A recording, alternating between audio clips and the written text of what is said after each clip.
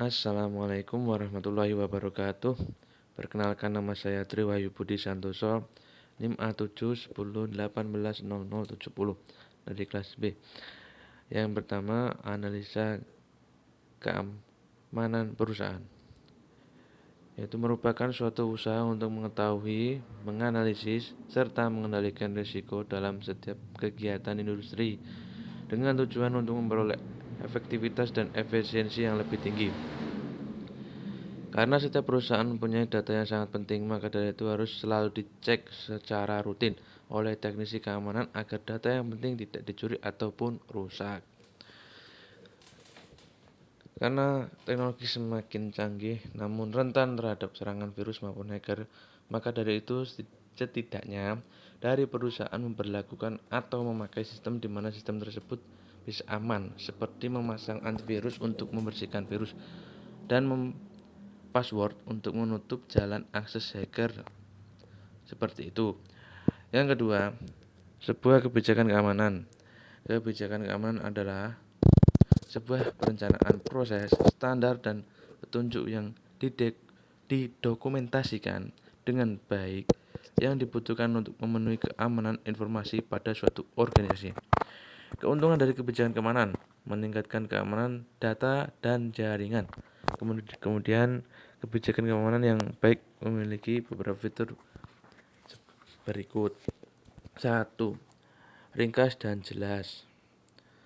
Sebuah kebijakan keamanan harus ringkas dan jelas ketika mereka dibutuhkan. Mereka akan mudah untuk diterapkan di infrastruktur yang ada.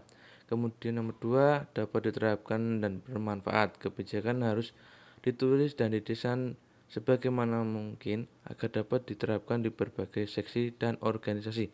Yang ketiga, layak secara ekonomi. Organisasi harus mengimplementasikan kebijakan yang ekonomis dan tetap dapat menjaga keamanan dari organisasi. Yang keempat, dapat dimengerti. Kebijakan harus mudah dimengerti dan diikuti. Kemudian realistis. Kebijakan harus berdasarkan praktis dan kenyataan. Nomor 6, konsisten. Organisasi harus memiliki konsistensi ketika mengimplementasikan kebijakan mereka. 7, dapat ditangguhkan secara prosedural. Ketika mengimplementasikan kebijakan, mereka harus ramah kepada karyawan. Yang nomor 8, yang terakhir, itu memenuhi hukum dan regulasi. Setiap kebijakan yang diimplementasikan harus sesuai dengan semua hukum.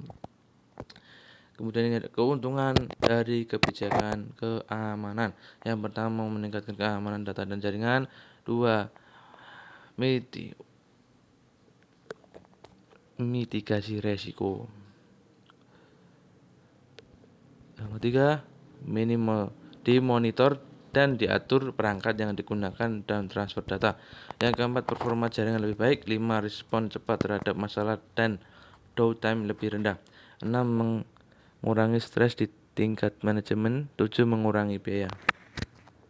Oh, ini ada keliruan di sini, yaitu keuntungan dari kebijakan keamanan meningkatkan keamanan dari data dan jaringan ini menjadi sama yang kayak nomor 1 ini. Oh, ini belum saya benahin ini. Mungkin itu saja, kurang lebihnya mohon maaf. Jika ada salah kata, mohon dimaklumi. Saya masih di sini, saya masih belajar. Semoga tidak terjadi kekeliruan lagi. Terima kasih.